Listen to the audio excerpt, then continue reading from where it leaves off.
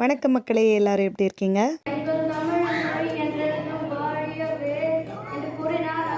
இன்னைக்கு நம்ம பார்க்க போகிற வீடியோ வாஷிங்டன் வட்டார தமிழ் சங்கத்தில் நடந்த முத்தமிழ் விழா பற்றி தான்.